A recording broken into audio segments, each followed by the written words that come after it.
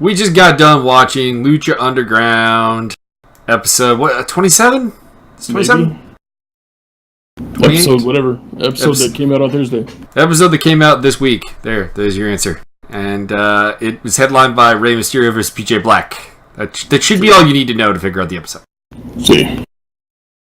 So, let's just kick this off. We had Tejano versus the Mac for a Cueto Cup spot. Really enjoyed this match. Mm-hmm. Two big guys who really know how to work and did some nice chain wrestling lucha, which was good. Some stiff stuff, and continuing the storyline of Tejano trying to be recruited by Famous B. Yep. I enjoyed the match. I needed some more beautiful Brenda, but other than that, it's good times. The no Brenda was a bit weird. I thought we were going to get some Brenda. Indeed. Would have fit the storyline just a little bit better if he maybe even came out with Brenda. Just like continuing the idea that he's open to the idea of Brenda being his valet, just not so much Famous B as a manager. Oh, Brenda! But yeah, I mean these two guys, we know what they bring to the table. They're big dudes who can really work very well. They're two guys that I would actually like to see in WWE because they're big enough that the WWE might not just completely misuse them. I was commenting, though, they would misuse the Mac at least a little bit because he would end up with a stupid outfit and a dancing black guy gimmick. Probably, and or they would just slap some polka dot trunks on him and have him, they would try and make him the new American Dream. Oh, no. You know what they'd do? He'd end up as R-Truth's tag team partner. Yeah, that's true. So there would be that. You're black. He's black. There you go. Yeah, you could do that rapping thing we wanted to do with you and Road Dogg. Yeah. Which, by the way, worst theme song in the history of WWE. I was watching the Rumble it was one of the early 2000 years. It was Ron Killings' first Royal Rumble when he was K-Quick. Mm-hmm. And I'm listening to his theme song and realizing how bad it was. Because it was supposed to be a duet between K-Quick and Jesse James, a.k.a. Road Dogg. Mm-hmm. And when Road Dogg quit the company or got fired or whatever the story was, they just kind of went, well, we're just going to keep using the same song. So it's basically one half of a duet that he's having as his theme song. Yeah, well, he's always had the worst theme song in any federation he's ever been in. There were worse theme songs in Impact. I'll have to take your word for it. Check out Black Reigns. Really, any of the Dustin Rhodes incarnations in TNA Impact had madness. The worst theme songs ever. They were god awful. So we had that match. Tejano moves on in the Cueto Cup. He will face the winner of the next match, which we'll get to. But first, we had a Son of Havoc and Son of Madness promo where they're kind of fighting it out in a bar, and Son of Madness basically, if you don't come back to it was the Invisible Cult Motorcycle Club? Was that what it was? Yeah, Invisible Cult Motorcycle Club, the ICMC, apparently. If you don't come back, I'm going to make your life a living hell. But Havoc says he's a nomad. He's not coming back. Kinda weird on the storyline just because you'd think he would just beat his ass. Yeah. You'd think that. But, yeah, I don't know. It would be awesome if they gave us a reason to, care. To be one, I mean, they're hinting there's a reason for us to care, but yeah, I would enjoy if they would show the reason versus just hinting at it. Yeah, it's just, I'm never going back. Okay, cool. We're behind you on that one there, Havoc. We like you. We're cool with that. But why? Why is he taking the time to try and convince Havoc to come back? Why doesn't he just knock him out, drag him back? Because he even finishes off like, you will return even if it's just your head. I'm like, well, then just beat his ass. Yeah, so kayfabe storyline-wise, he's mad. Son of Madness is apparently just going to kill you. So why is there ever a conversation between these two? Yeah. So I get the actual storyline, because when we were watching this, I said I was a little confused by the storyline, and this is kind of what I meant, is that I get the baseline storyline here is something happened in the club, Havoc left, and here we are.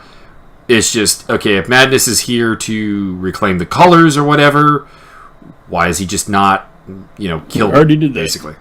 Like, he's got the colors.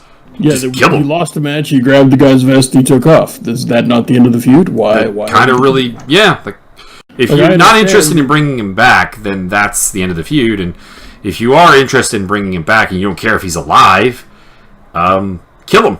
Take his head and go back. I guess so. So, yeah, I don't know. It feels like they didn't really put a tremendous amount of thought into what this feud was going to be. We just kind of wanted to do biker stuff. And that's kind of what it feels like. So getting a little bit of a fail, but it could come back. It could do some things. It's not that they're bad vignettes, it's just needs a little bit more explanation. Exactly. Then we had the White Rabbits playing checkers on Saltador's cross-sectioned ring gear. And Masquerita Sagrada gives them a gift that says that on the card that they will... Maybe this will help them have better luck in the future, and it's a rabbit's foot. Yep, and it freaks them out because they're rabbits. Because they're on drugs. They view themselves as rabbit people, so it freaks them out. Yep. That was good. It was just comedy gimmick, but you know what? As far as comedy gimmick goes, I'm still laughing.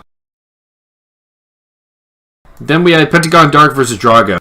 This match, I think, sums up my usual problems with Drago matches, is that there are points in the match that I'm very, very interested in. It never really fails to give me, like, a moment. But between those moments, I kind of end up tuned out. Yeah, definitely me too. He does some things, he just adds over complexity to things that don't really require it. Yeah. Well, case in point, skipping like way past the end of the match, he did the overly complicated, what was that thing? Like flapjack, basically. Yeah. Oh, yeah, right. I did the Rick and Morty joke. Like, this just seems like a flapjack with extra steps, Morty. And he put him in a hammer lock and spun around behind him and grabbed one leg and wrapped the other leg and lifted at him and twisted it at him and then spun him around and then jumped up in the air and did 5 or 6 flips and then read 5 books out loud in German and then... Slightly overdone, but yeah, there were a lot of extra steps to do a flapjack. Yeah, I mean, you just pick him up, you slam him down. It's flapjack. It's pretty straightforward, dude. And it would be fine if there was, like, one thing, but, like, the Dragon's Tail pins, another perfect example of this. It's like, okay, your pin takes, like, 50 steps. Like, it's too many. It's too many. This guy's pin takes longer than Mustafa Ali thinking about, then approaching a turnbuckle, then gingerly setting up for a inverted 450, then actually accomplishing it, then getting the pin. Yeah. Your one pin combo takes longer than that. But on the bright side, we got a package pile driver, we've got a pentagonal destroyer. Yeah. Which was good. Good work by Matt Stryker there on commentary. Canadian destroyer from Pentagon. But, yeah, I mean, like I said, like, great moments in the match. Just, every time Drago's in there, I don't get a full match. I get... Yeah. I hate to use the word spot fest, because I think that's, like, actually slightly underselling it. But, kind of a spot fest, where, like, there's... individual moments that I'm very, very intrigued by, but the connecting tissue is just missing. He's basically working a WWE style. He does a move, waits 30, 40 seconds, does another move, waits 30, 40 seconds, does another move, and there's no cohesion. I mean, the opening segment to a Drago match is usually pretty darn good, and then there's that, after the opening sequence, somebody establishes dominance and it slows down, which is fine. But if Drago's the one that establishes dominance in the match first, then it's move, wait, move, wait, move, wait. And if not, then we have to wait for somebody else to do that before he can then do the move and wait and move and wait and move and wait. And then the ending's usually pretty okay, unless, of course, it's his overly complicated... Yeah, unless it's the Dragon's Tail. Yeah, so he just doesn't seem to be able to... He's not a bad wrestler, he just is not good at ring psychology. Yeah, like, he's perfectly proficient. Like, his spots are very good. He's quite capable of doing a lot of good moves. He can sell very well. His look is fantastic. He's got, I would say, the second best ring gear in the company. He is very attractive. Behind like Pentagon, and that's all. Yeah, I do love his costume. Like I love the costume. I love his moves outside of the Dragon Tail. I love his promos. Like there's a lot to like about Drago, but he's just missing that ring psychology, that ability to tell a story in the ring. There's a cohesiveness that just isn't there. In the end, Pentagon gets the win after the package pile driver. He advances, so we're going to get Tejano versus Pentagon, and I'm kind of excited for that. And he wants to break Drago's arm. Cobra Moon tries to make the save, but just gets super kicked, which I kind of chuckled, because like Cobra Moon kind of tries to play the typical female in wrestling to a degree. Kind of weird. She's a snake person and everything, but like she kind of approaches a lot of things that when she's not in a match with a man, she seems to act as if the man's not going to hit her. But this is fucking Pentagon. Ask the Black Lotus Triad about that shit. I mean, how many female arms has he kayfabe broken? Like, he did the whole Lotus Triad. One escaped without getting her arm broke. Oh, okay. He was going to do Melissa Santos, but somebody interrupted. That was at Phoenix. He was going to do Sexy Star at one point. Oh, yeah. So he's at least been prepared to do damage on almost every occasion. It's just that he's not always successful. Yeah, there are literally 3 women in the company he has not tried to break the arm of. Ivelisse, Taya, and Mariposa. That's it. Are you sure he didn't try with Ivelisse? I don't recall him ever having a feud with Ivelisse. I think there was just some sort of match like a multi-person match. At least, I'm pretty. I could be wrong, but I'm pretty sure he at least set her up for it. But he did break Black Lotus's arm. He did break 2 out of the 3 Triads' arms. Didn't he break Dragon Azteca's arm twice? Yeah. That's fucking funny. He's done that twice. He's also broken Arhennis' arm twice, ironically. Oh, yeah. Once as Arhennis and once as his, dark undead guy. Oh, yeah. She just kept the dead guy mask on there, dude. So yeah, it makes no real sense that she would even have that expectation. So she gets super kicked, she gets taken out. Aerostar makes the save, and that's when we get to that overcomplicated flapjack business thing.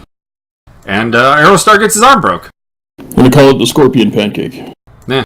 You're pretty happy about that because you are not a fan of Aerostar. No, I'm not. I'm not a fan of Aerostar or Arhennis. And teaming those 2 up with Drago was the worst thing in the world. Phoenix was the 3rd guy, sir, not Arhennis. Whatever, they're all the same. You like Phoenix? I do like Phoenix. Why hasn't he been on any of the TV? Well, he had the match with Marty the Moth. Well, yeah, but he had how many matches has he had this season? 2? Well, he's had 2 Cueto Cup matches, which he won both. He's still in the Cueto Cup. Oh, yeah, okay. But I guess he's technically kind of written off by the post-match attack by the Moths when he wrestled Marty. Maybe. Also, I think the Cueto Cup just in general means we're getting a lot more characters. They're not reusing people quite as much because fair enough. Each episode we're transitioning to the next Cueto Cup matches. Mm-hmm. So that's probably part of it. It's just weird that you all the other former champions are usually pretty prominent. Phoenix, I don't know. Phoenix always feels like kind of the afterthought champion to a degree. Yeah, that's true. He's never really heavily featured like some of the other ones. Yeah. It's a little weird. And then Pentagon and Katrina had a bit of a scene dealy, which was spooky. And I think that was its goal, and it succeeded. Although it does make me really looking forward to Mil Muertes' stuff, because he's facing Jeremiah Crane, aka Sami Callihan, next. Mm-hmm. And that's going to be fantastic. I'm looking forward to that. That if that is bad, they have fucked up on a level that shouldn't be possible. Correct. And if he wins that, he will then face off with Pentagon Dark again, assuming Pentagon Dark wins his match against Tejano. And that would also be freaking fantastic. So I'm looking forward to shit. I anticipate nothing but at least acceptable things. And also just revisiting the Pentagon Mill feud would be a good thing, because we didn't really ever get really a proper conclusion to that. Well, he broke Mil Muerte's arm. Yeah, but he's a dead man. I don't think that's a conclusion, really. I suppose not. I think in most feuds you could totally blow it off with a broken arm, but in a Mil Muerte's feud, we're talking about a guy who's come back from the dead like 2-3 times. I don't think that's a blow off. I just don't.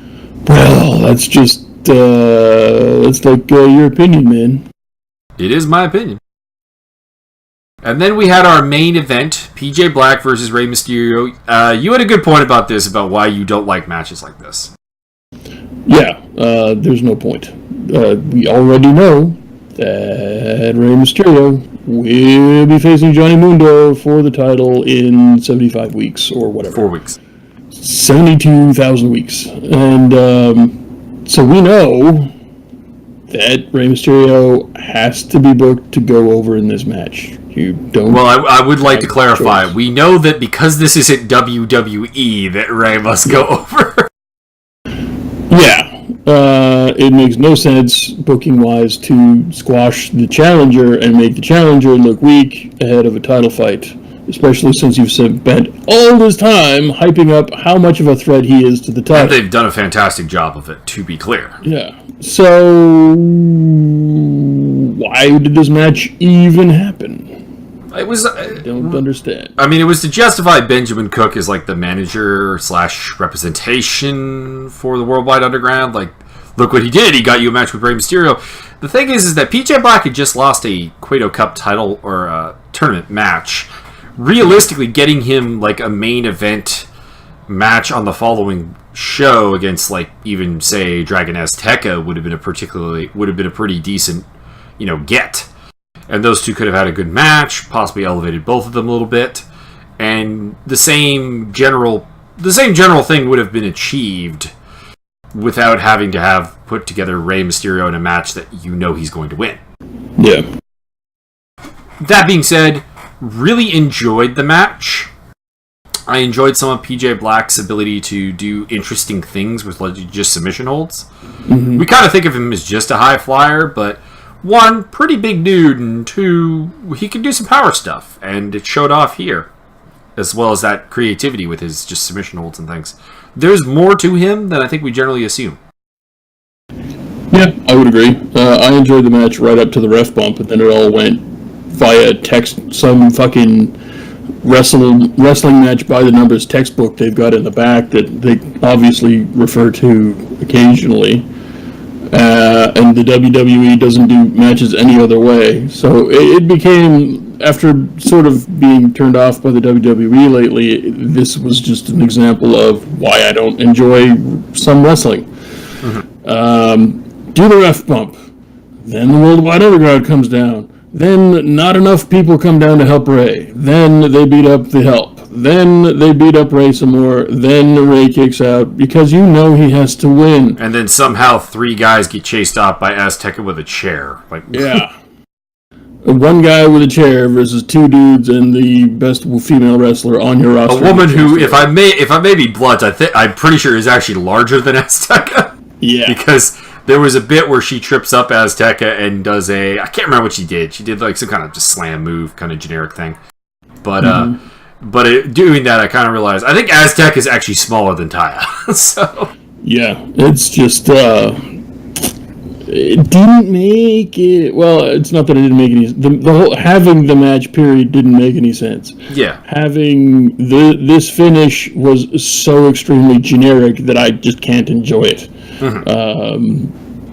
But, I appreciated it and did enjoy everything up to that particular point. I think if you took this same thing and did it differently, I think you could make me care about it more if there was an additional face involved. Yeah. Like if this was kind of a chance of like, okay, we're gonna get some face pop onto insert whoever you want to put in that position, who comes out with Azteca to try and save Rey. That at least gives me something that it built up. Because this match, in the end, didn't really build up and make me want to see Rey versus Mundo anymore. I still want to see it, to be clear. I think that's going to be a fantastic match. But whereas all the other build-up for that match has made me just like more interested and more gung-ho for it, this didn't really do anything for it. Gave me a decent match, made me think of PJ Black in a slightly different light. But yeah, the finish was WWE rundown with the element of a face actually trying to make the save, because half the time in WWE they just even leave that part out. Yeah. Which has always frustrated me because, and in this case, like, I don't know why someone didn't come out with Azteca, because you have Rey Mysterio in there, legend of Lucha Libre. We're really pushing this. He's a hero to the people. Apparently beloved by literally everybody except the Worldwide Underground. Yeah. So why didn't the locker room just fucking empty and save Rey's life? Yeah, like, where's the Mac? Where's Phoenix? Well, I guess Phoenix is technically kind of off after the attack, but, where's Mac? Where's Tejano technically is a face? He tried to save Blue Demon. Like, why not? I think Rey's a bigger deal. Mm-hmm. Just trying to think of some other faces, but, like, just anything. Really. It feels like the cavalry should have been more than just Azteca. Yeah. For such a legend. So, ended on a bit of a sour note. We got Rey cutting the English and Spanish promo. Which was very good. Rey had the crowd in his hand. Yeah. The only other thing I want to add is the Tejano Jr. cheering section. That was kind of interesting. That was good. Enjoyed that. So, a good show, but admittedly the ending was very WWE, and partially because we're frustrated with WWE, that rubbed us the wrong way, but also it's the type of stuff that makes us frustrated with WWE, and it's not like someone else doing it doesn't frustrate us. Yeah, it's a behavior pattern that I don't enjoy, and it's a wrestle by the numbers that Vince only knows how to book one way. Or people think Vince likes the way that this particular shenanigans is booked, and therefore it's kind of infected the entirety of wrestling as a whole. Don't enjoy it. That's why, quite frankly, that's why New Japan is so good. PWG is so good. I don't really get to watch ROH ever. I don't have TV, and I don't... probably shouldn't have said that. They probably know where I get the fucking wrestling from now. Well, you could have WWE Network. I could. Anyway, I just don't. I don't have any channels that ROH is on. I don't have access to that. Honestly, getting ROH in Canada is generally a pretty big battle, just period. Because, I do have TV. Although it's provided by the landlord, so if I could find it, I for example, I want Sportsnet 360 and HBO Canada, but I can't get them. But just in general, getting a channel that carries ROH is pretty difficult in Canada. You're into the premium niche channels. Yeah, so I would like to watch ROH. I would like to watch ROH all the time. I would push Mio into doing only basically everything except WWE for this particular channel for the foreseeable future. But it's not possible. So I enjoy the way that other places do things a lot more than I've seen WWE book for my entire life. Basically, they booked the same match my entire life, just with different people in it. And sometimes the wrestlers are allowed to do what they want, and it's really good, and most of the time they're not. Mm-hmm. I would have done sort of a symptom of that. So I would have done, at the end of last week's show, PJ Black comes into Dario Cueto's office. I can't put you back in the cup, but I can give you a match. You're going to main event next week. It's going to be you versus Dragon Azteca Jr. Put those two guys, try to lift both of them up, give them a main event spot. You get over Benjamin Cook as this annoying manager who might be valuable to the to the Worldwide Underground, and also possibly a thorn in Dario Cueto's side, which I'm game to see more of. Yeah. And then you have a good match, probably between Black and Azteca. Worldwide Underground comes out to do the little bit of beatdown, and then you have Rey Mysterio come out as the cavalry. He gets to clean house. Challenger looks strong. Azteca gets a win over Black. Or if you want to get Black to win over Azteca, you can do it that way too, and then just have a post-match beatdown. Well, yeah, you could either book it that way, or you could just have a straight-up, total ass-kicking of Azteca to bait Mysterio out, and then you beat down Mysterio because he was a sucker for coming out. I mean, that's also doable, and it's not the ridiculous. We beat the shit out of you for the last 15 minutes while the ref was unconscious. Oh, and you kicked out anyway. Magic. I will say, in fairness, that this was actually not a bad ref come do spot with the kick out. The reason is that Ray wasn't getting beaten up for the last bit because Azteca bought him like a solid 5+ minutes of recovery time. So at least the kick out made some sense. I suppose. They also didn't beat him with like a foreign object or anything. That's always been my pet peeve, when the face eats like 5 chair shots or something, or in the WWE Reign of Terror days, a sledgehammer hit from Triple H and somehow still kicks out. Like this, at least sledgehammer hits were always so weak. Yeah, well, in fairness, I'm not really sure you can do a really good sledgehammer shot in a safe manner. I mean, it looks cool as shit. Like, why don't you just... I don't know. I never understood why they decided that other than the way it looks, I don't understand why they bothered ever using one, because you can't do it. You can't! They tried to do it... No, they tried to do a proper sledgehammer shot in an Undertaker feud with Triple H back in, I want to say, 2002. Yeah. The problem was that the gimmick sledgehammer actually busted the Undertaker open because, well, the head was, rubber or whatever it was. The shaft splintered and went right into the Undertaker's forehead. Nice. So it's like, even with a gimmick sledgehammer, we still can't do a good sledgehammer shot. So why are we using the sledgehammer? Yep. But that's just a Triple H rant. But yeah, I mean, this was better in the regard that we didn't get an insane beating on Ray and have him just kick out. At least Azteca bought him the time. They were busy with Azteca. He had a lot of recovery time.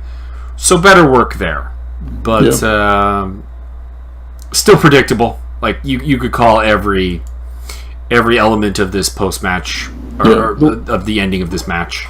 The one thing I will say that was really well done in that whole schmozzle fest was the actual bump itself on the ref.